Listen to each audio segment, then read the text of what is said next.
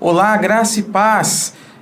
É uma alegria muito grande poder estar com vocês aqui no 17º Congresso Apologético, pastor Natanael Rinaldi, com esse tema extremamente relevante, ninguém vos engane. Quero agradecer ao pastor João Flávio Martinez, companheiro aí de estudos apologéticos aí de tantos anos, e antes de eu ingressar na faculdade de teologia, o pastor João Flávio já publicava os meus artigos, e eu quero me apresentar. É a primeira vez que eu participo de um congresso desses.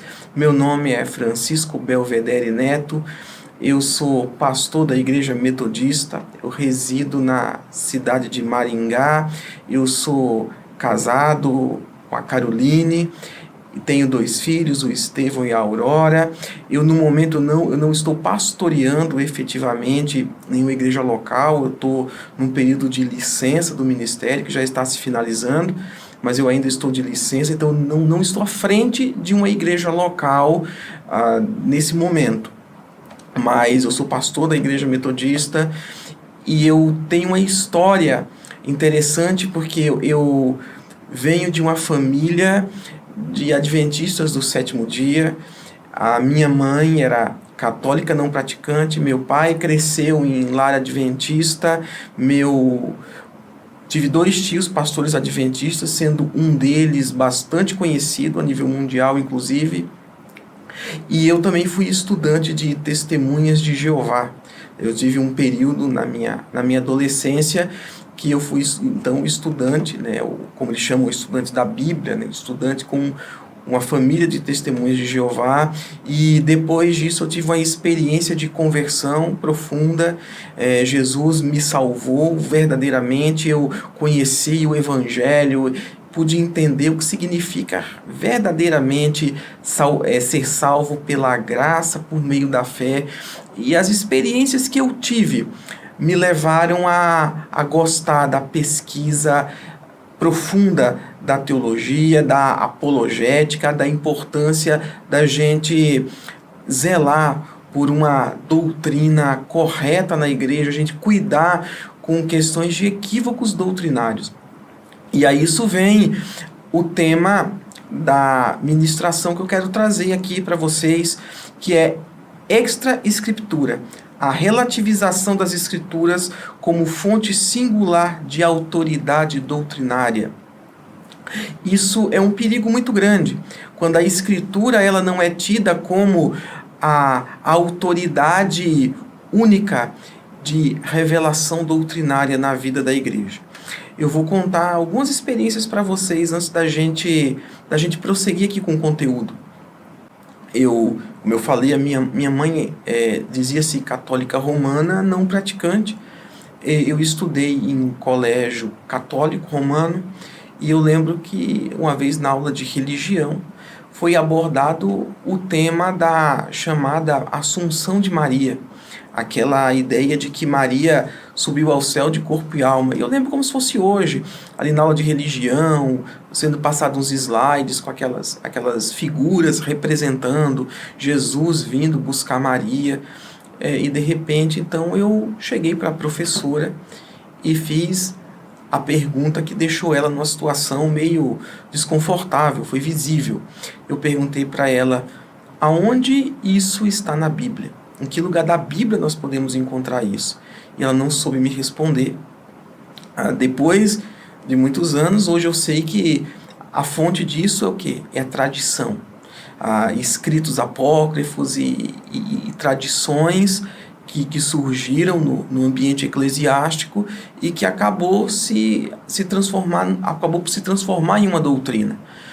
Então, um ensinamento que não tem sua fonte na Bíblia. Uma segunda situação que eu posso colocar foi minha experiência no meio adventista, por influência da família do meu pai, por referência, na verdade, não vou nem dizer por influência, por referência, porque eu preferia frequentar a igreja adventista do 7º dia, gostava de ir na escola sabatina, e eu começava a ouvir algumas coisas que eu não encontrava na Bíblia.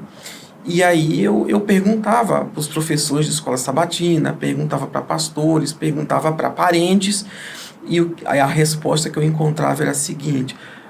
Eu lembro como se fosse hoje, eu ouvindo mais ou menos essas palavras de um professor de escola sabatina.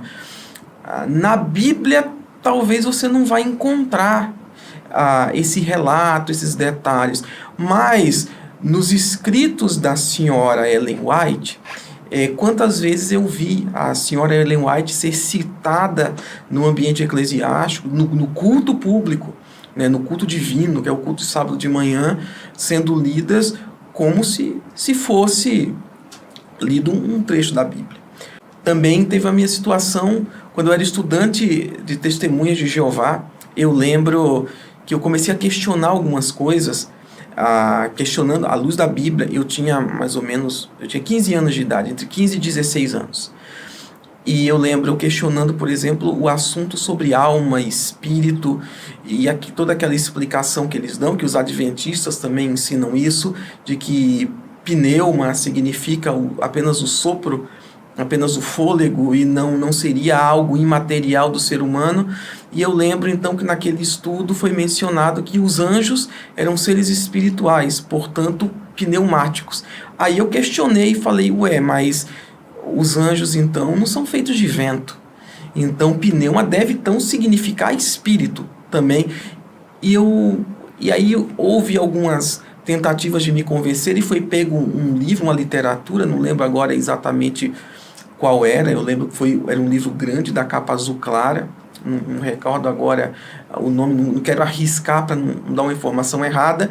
Foi lido ali um trecho para mim, e eu falei que eu não concordava, que eu precisava entender e concordar com o que estava sendo dito, ensinado. E a resposta que eu recebi foi a seguinte, que eu deveria parar de questionar e simplesmente aceitar, porque aquela era a verdade. E por que eu estou falando isso?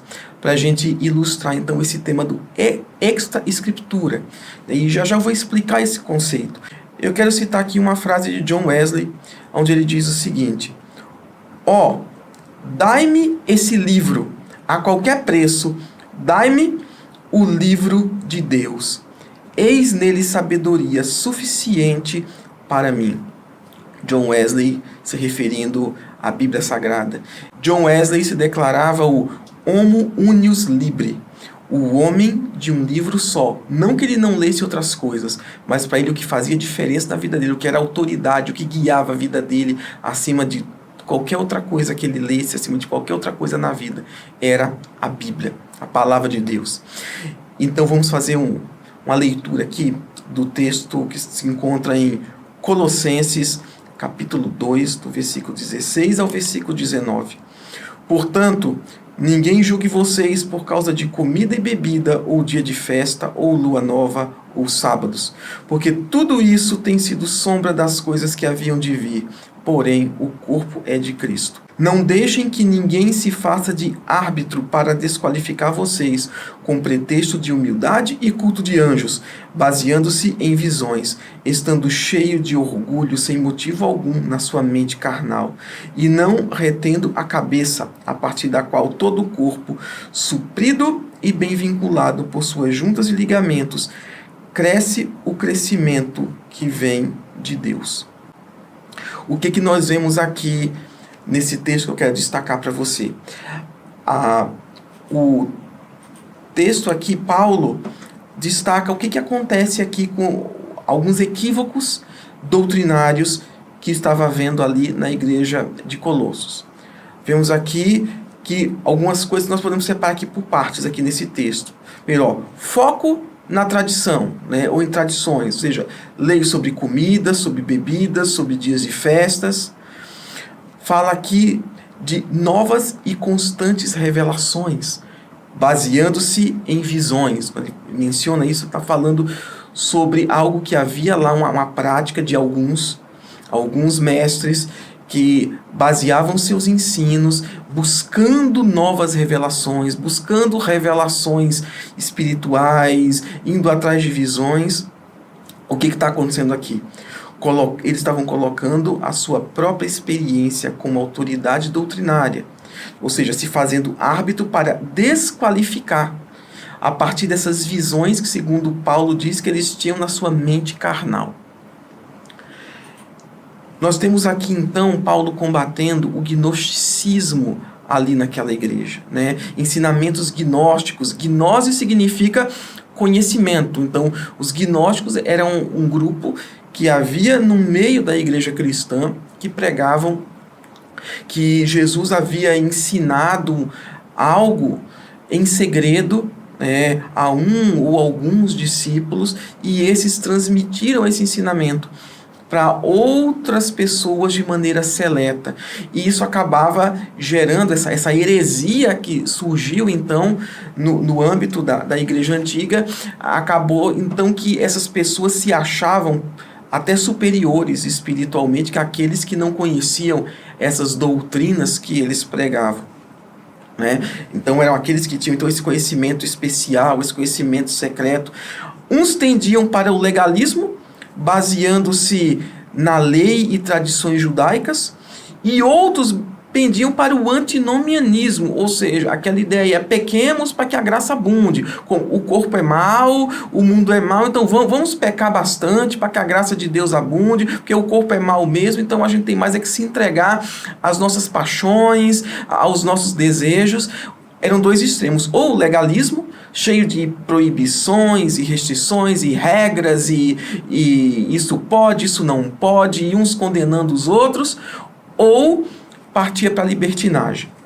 Os dois extremos, heréticos, pecaminosos, duramente combatidos aqui pelo apóstolo Paulo. Tudo isso os fazia então serem portadores de uma revelação superior singular, que os colocavam em uma condição superior, se não exclusiva perante Deus. Alguns poderiam até arrogar para si um certo exclusivismo, uma condição espiritual singular perante Deus, por conta dessas heresias que eles criam, que eles professavam, que eles propagavam. Então vamos ao conceito então de extra-escritura, que baseando-se nisso eu quero tratar com você. A reforma resgatou o princípio da sola escritura, ou seja, somente a escritura é norma absoluta e infalível de fé e prática, ou seja, somente a Bíblia é palavra de Deus. É isso que significa o princípio da sola escritura.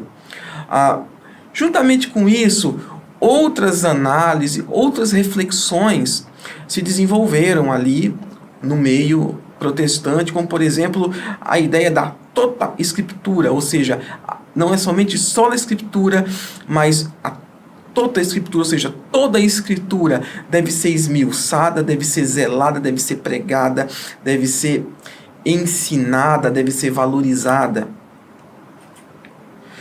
E nós vamos ter um conceito chamado nuda escritura.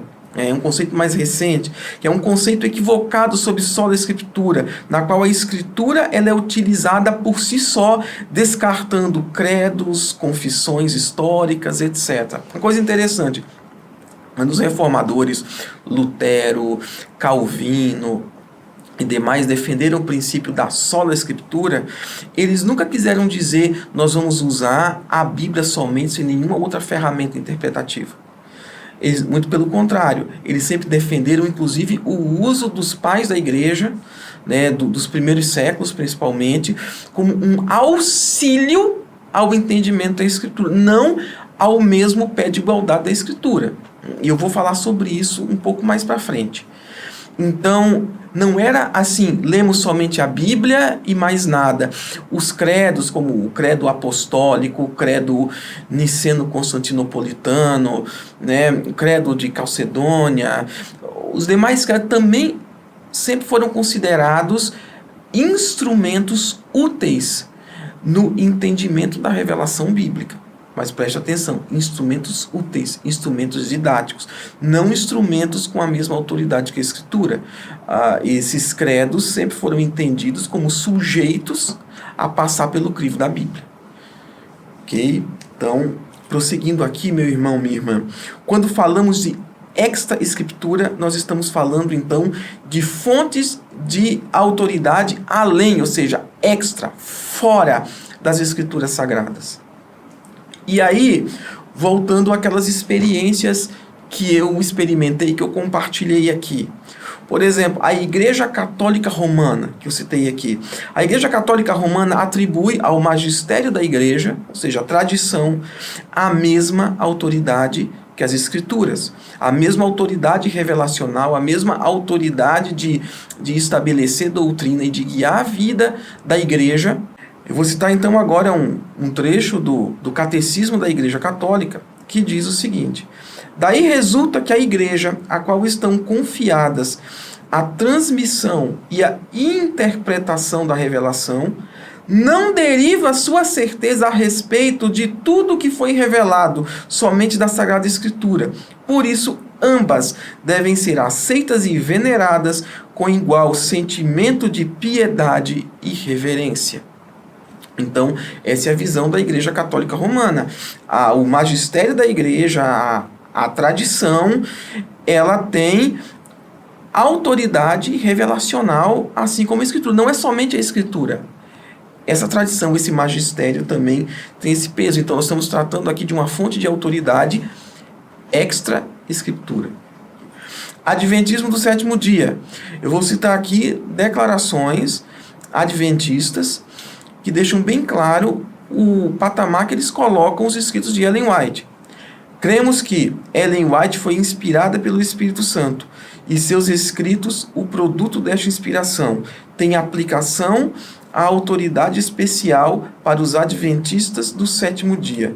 Negamos que a qualidade ou grau de inspiração dos escritos de Ellen White sejam diferentes dos encontrados nas Escrituras Sagradas. Então, os adventistas do sétimo dia, eles têm essa visão de Ellen White, que ler um livro de Ellen White é o mesmo que ler um dos profetas bíblicos. Eles vão dar aquela explicação que a Bíblia é a luz maior, o Ellen White é a luz menor, mas na prática a gente vê como é que as coisas acontecem. Eu, inclusive, testemunhei aqui algumas coisas que eu vivenciei, que eu vi nesse sentido. A Igreja de Jesus Cristo dos Santos dos Últimos Dias, a Igreja dos Mórmons, eles declaram: de fato temos escrituras sagradas adicionais, inclusive o livro de Mórmon, mas ele apoia a Bíblia e jamais a substitui. Além do livro de Mórmon, eles também têm doutrinas e convênios e também um escrito chamado Pérola de Grande Valor. Tudo isso é considerado pelos membros da Igreja de Jesus Cristo dos Santos dos Últimos Dias como fontes de revelação. Então, são fontes de revelação extra-escritura. As testemunhas de Jeová, tem o escravo fiel e discreto, que é encarado como o fiel intérprete da Escritura, sem o qual a leitura da Bíblia se torna praticamente ineficiente. E eles declaram isso. O Deus Jeová também nos deu sua organização visível, seu escravo fiel e discreto, formado por aqueles que são ungidos pelo Espírito para ajudar cristãos em todas as nações a compreender e aplicar a Bíblia de maneira apropriada em suas vidas. A menos que estejamos em contato com este canal de comunicação que Deus está usando, nós não alcançaremos progresso na estrada para a vida, não importa o quanto leiamos a Bíblia. Isso está na Sentinela de janeiro de 1981, página 27.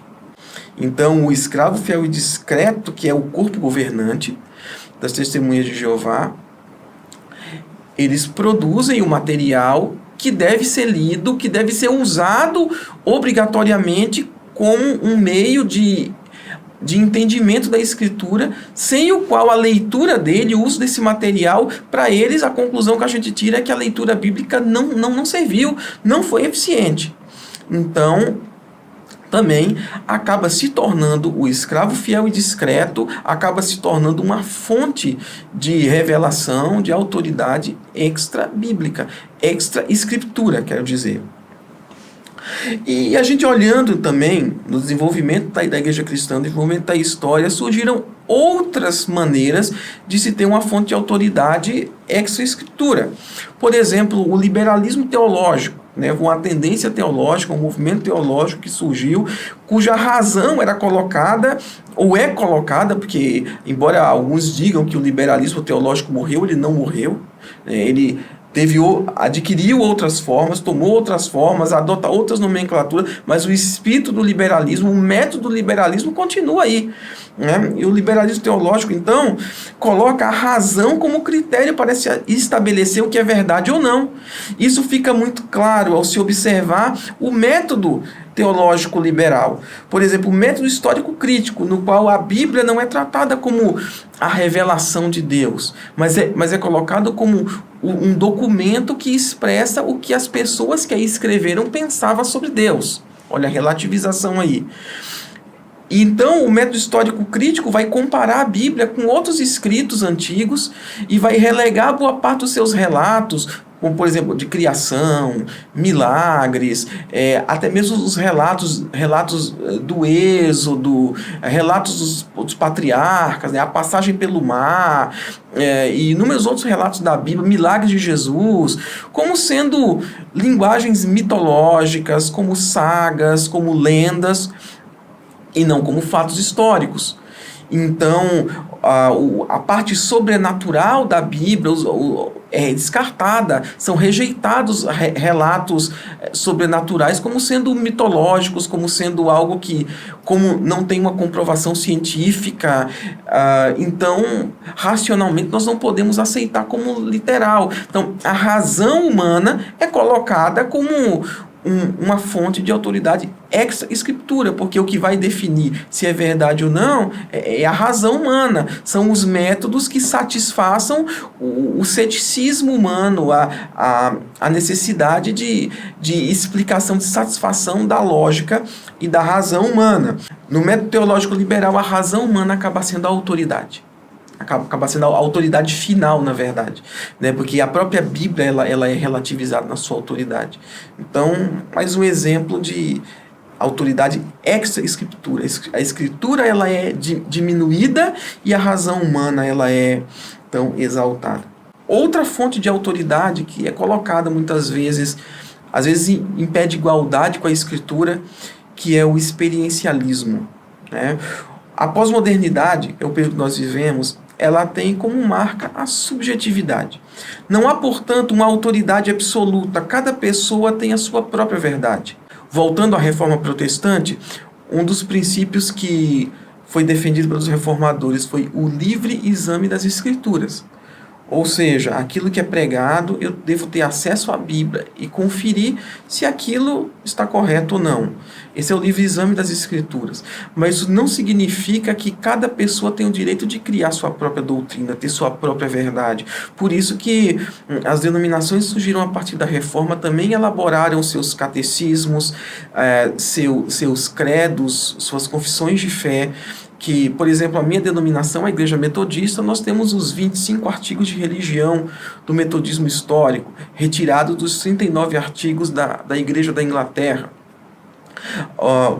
A Igreja Presbiteriana tem a Confissão de Fé de Westminster, o Catecismo Maior, o Catecismo Menor de Westminster, e assim vai, que são princípios doutrinários que cada denominação estabelece para que cada um não tenha sua própria doutrina, seu próprio pensamento, e não corra-se o risco de descambar para se negar pontos fundamentais da fé cristã, que inclusive estão expressos nos credos históricos que eu já mencionei aqui, como, por exemplo, o credo apostólico e outras definições, por exemplo, o credo niceno, o credo niceno-constantinopolitano, que são tão importantes nas formulações doutrinárias da Igreja cristã.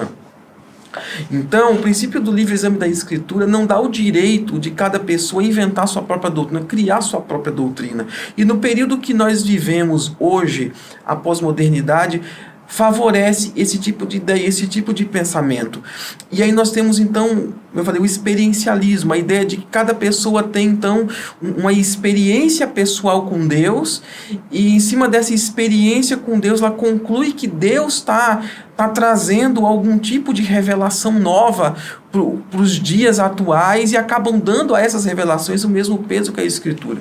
E eu quero abrir um parênteses aqui, eu não sou sensacionista, com todo carinho e respeito aos nossos irmãos sensacionistas que talvez estejam nos acompanhando. O sensacionismo é aquela ideia de que os dons espirituais descritos lá, principalmente na primeira carta aos Coríntios, entre o capítulo 12 e o versículo 14, cessaram ao fim do primeiro século. Eu não creio dessa maneira, eu sou um continuista, né?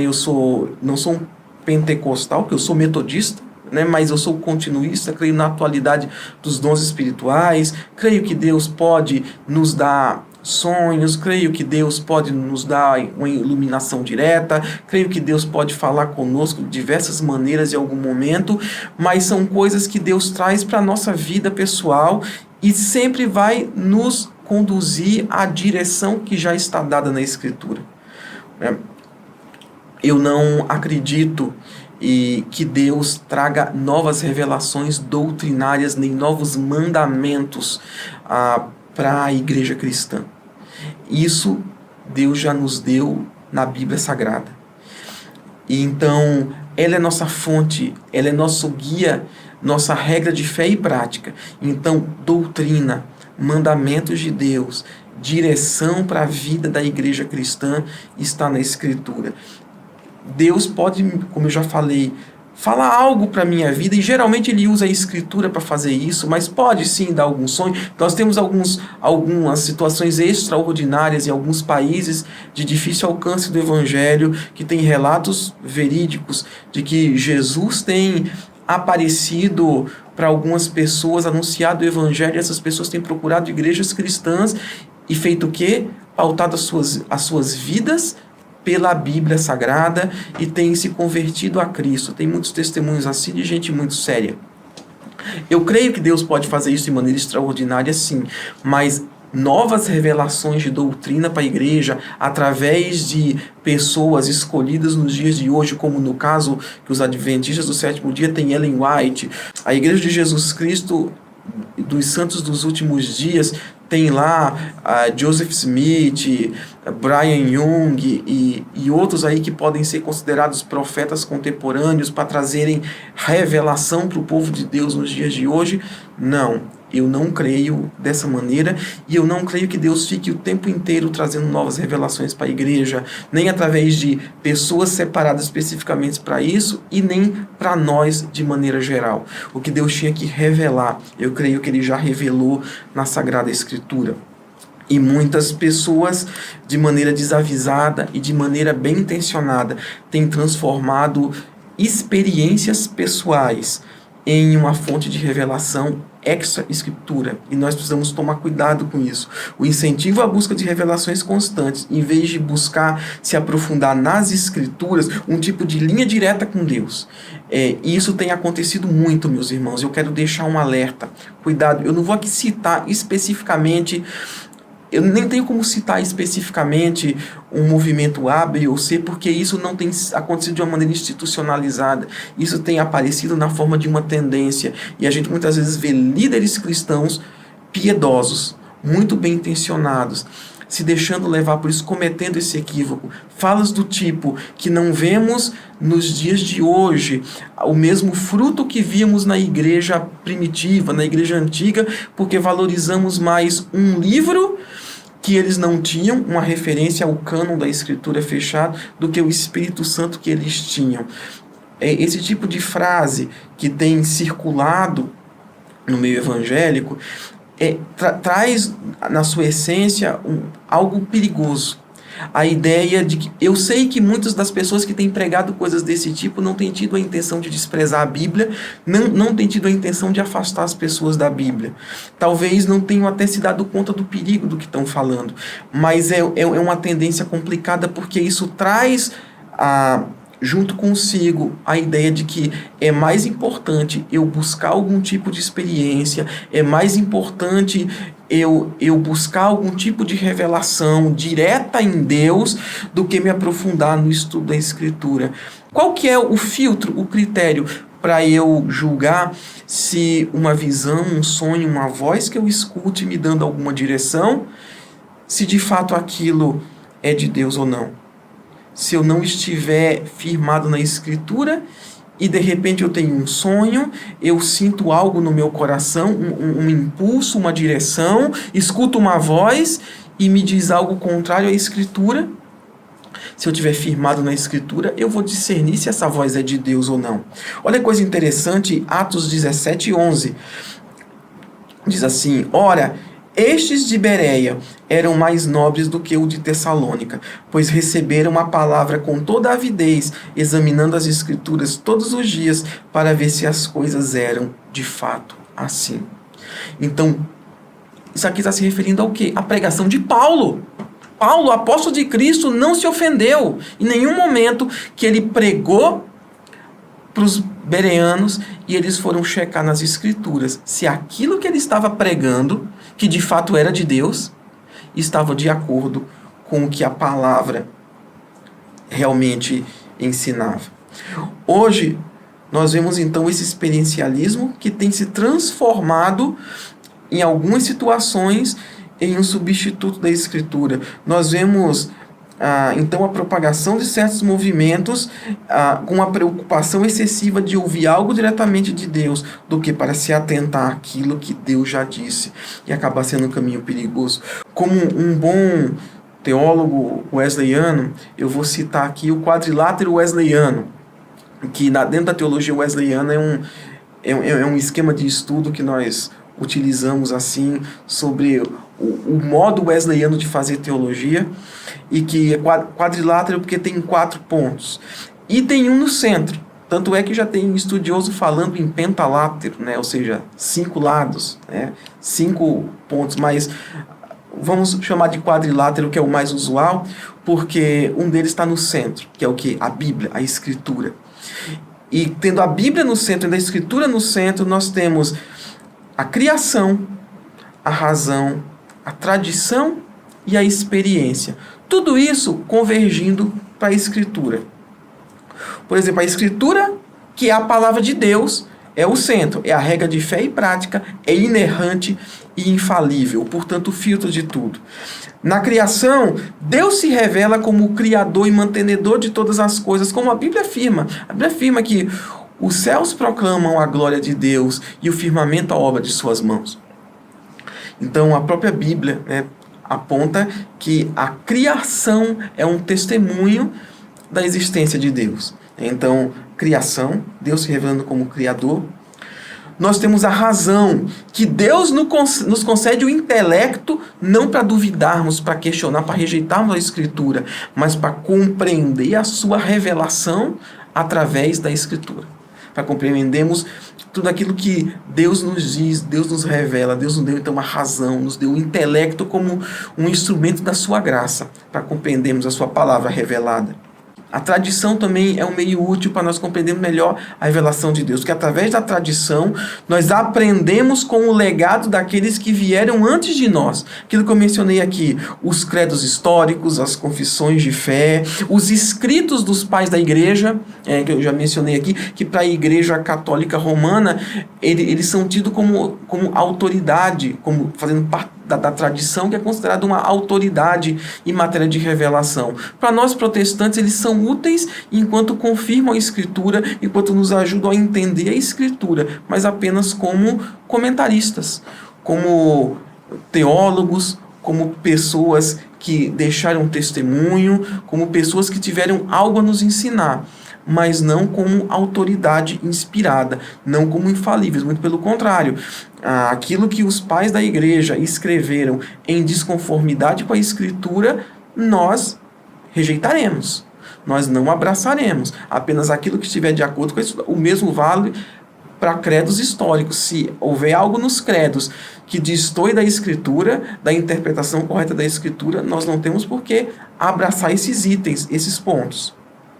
Nenhuma tradição deve ser aceita se houver choque com a palavra de Deus. Porque para nós, o que vale é o que está na Escritura. E temos então a experiência. Nós vivemos, nós experimentamos aquilo que a Bíblia nos ensina.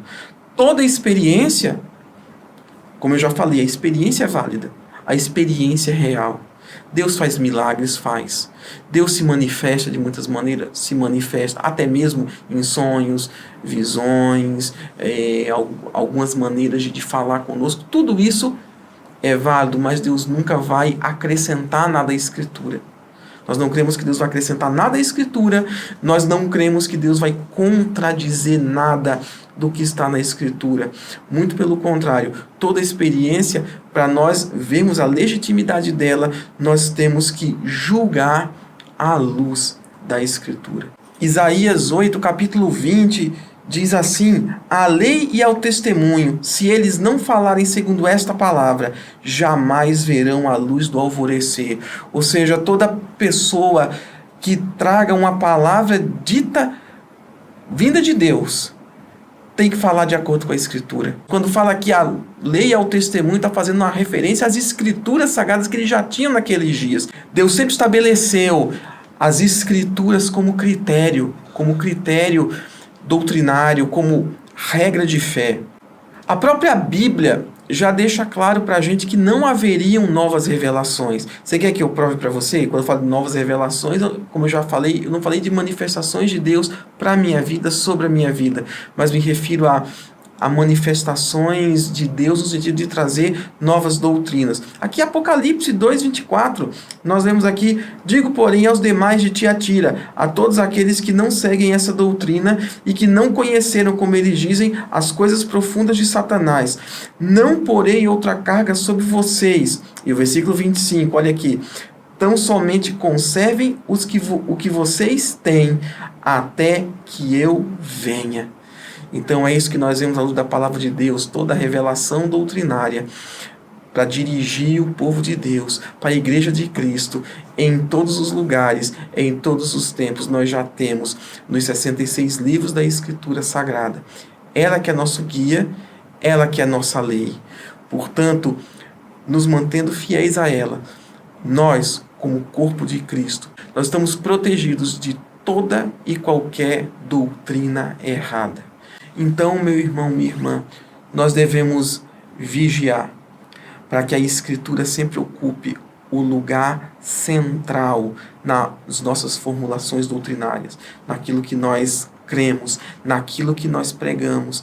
Nunca outras fontes de revelação, seja fontes de algum profeta contemporâneo, seja a nossa própria razão, seja a tradição, ou seja a nossa experiência pessoal. Que o Senhor, dia após dia, continue nos guiando, nos iluminando através da sua palavra, porque é ela que protege a igreja do Senhor contra todo tipo de ensino errôneo. Que Deus nos guarde, que Deus nos guie. Foi um prazer muito grande poder estar participando aqui desse congresso. Me senti muito abençoado. Obrigado, pastor João Flávio demais, e que a bênção de Deus esteja com cada um de nós. Muito obrigado.